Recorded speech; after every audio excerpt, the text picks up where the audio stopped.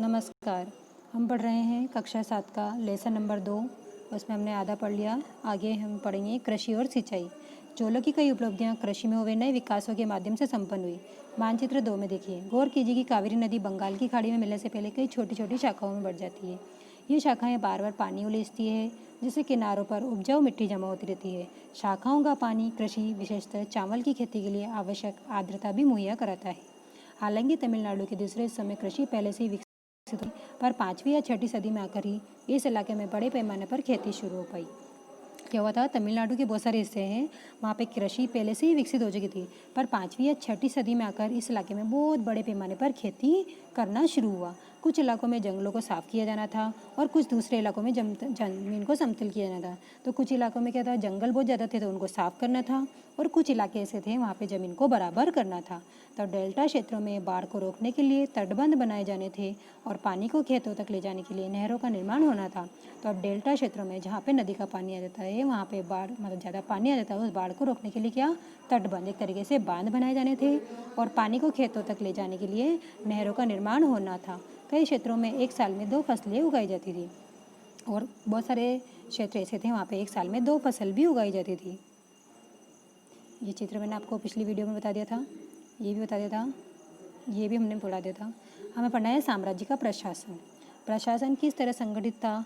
किसानों की बस्तियां जो उर कहलाती थी, सिंचित खेती के साथ बहुत समृद्ध हो गई थी। इस तरह के गांवों के समूह को नाडू कहा जाता था।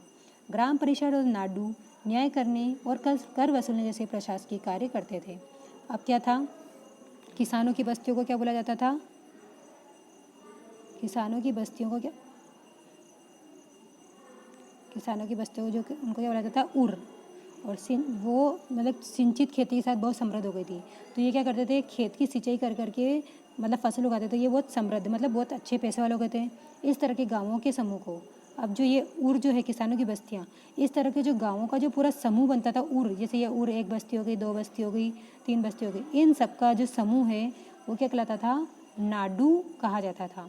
तो ग्राम परिषद और नाडू ये क्या करते थे, न्याय करने और कर वसूलने जैसे प्रशासकीय कार्य करते थे। तो एक तो होती थी ग्राम परिषद और एक होता था नाडू। ये दोनों क्या करते थे, लोगों को न्याय मतलब किसी का लड़ाई झगड़ा हो गया है तो उसका न्याय करती थी, और लोगों से अगर कोई फसल हो गई है तो उसका टैक्स वसूलने का कार्य करती थी। वेल्लाल जाति के धनी किसानों को केंद्रीय चोल सरकार की देखरेख में नाडू के कामकाज में अच्छा खासा नियंत्रण हासिल था। तो अब वेल्लाल जाति के जो धनी किसान, अब वेल्लाल एक जाति है, इसके जो किसान थे वो पैसे वाले, वो क्या करते थे, केंद्रीय चोल सरकार की देखरेख में नाडू के कामकाज में अच्छा खासा नियंत्रण हासिल था, मतलब नाडू के काम को अच्छा खासा से नियंत्रण करते थे। उनमें से कई धनी भूस्वामियों को चोल राजाओं ने सम्मान के रूप में मुवेंद वेलन, मतलब 3 राजाओं को अपनी सेवाएं प्रदान करने वाला वेलन या किसान अर प्रधान जैसी उपाधियां दी और उन्हें केंद्र में महत्वपूर्ण राजकीय पद सौंपे। तो अब क्या हुआ, उनमें से कुछ धनी भूस्वामियों को, जो पैसे वाले भूस्वामी थे मतलब भूमि के मालिक थे, उन राजाओं को सम्मान के रूप में उच्च उपाधियां दी गई। एक उपाधि थी मुवेंद वेलन, मतलब 3 राजाओं को अपनी सेवाएं प्रदान करने वाला वेलन या किसान। अगला है अर, इसको दी प्रधान जैसी उपाधियां दी और केंद्र में महत्वपूर्ण राजकीय पद भी उनको सौंपे गए। भूमि के प्रकार, चोल अभिलेखों में भूमि की विभिन्न कोटे का उल्लेख मिलता है। वेलन वगई, ये गैर ब्राह्मण किसान स्वामी की भूमि होती थी। एक है ब्रह्मदे, ये ब्राह्मणों को उपहार में दी गई भूमि होती थी। एक है शालाभोग, ये किसी विद्यालय के रख रखाव के लिए भूमि होती थी। देवदान या तिरुनमट्टुक्कनी, ये मंदिर को उपहार के रूप में दी गई भूमि होती थी। पल्लीचद्दम, ये जैन संस्थानों को दान में दी गई भूमि होती थी। ये बहुत ही इम्पोर्टेंट है, आपको ये पूरा ही कॉपी में नोट करना है। ये ठीक है, कौन सी भूमि किस काम में ली जाती थी। हमने देखा कि ब्राह्मणों को समय समय पर भूमि अनुदान या ब्रह्मदेय प्राप्त हुआ। परिणाम स्वरूप कावेरी घाटी और दक्षिण भारत के दूसरे हिस्सों में ढेरों ब्राह्मण बस्तियां अस्तित्व में आई।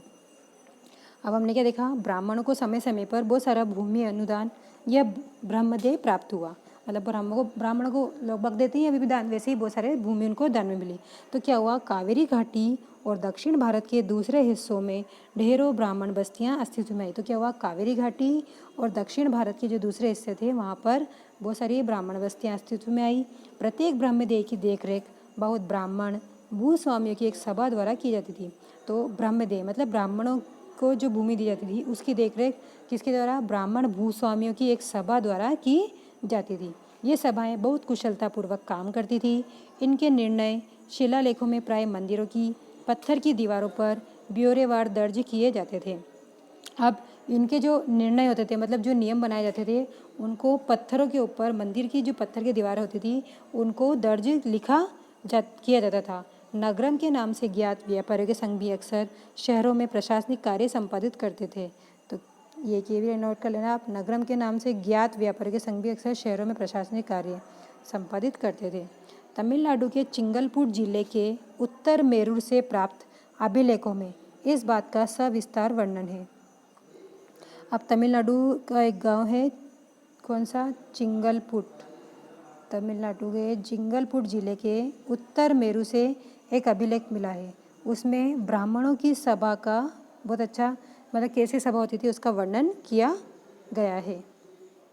सिंचाई के कामकाज, बाग बगीचों, मंदिरों इत्यादि की देखरेख के लिए सभा में विभिन्न समितियां होती थी।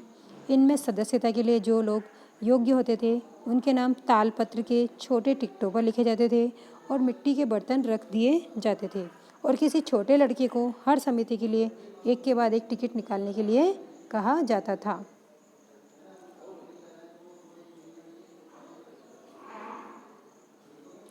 तो आज हम इतना ही पढ़ेंगे, कल पढ़ेंगे हम अभिलेख और लिखित सामग्री। धन्यवाद।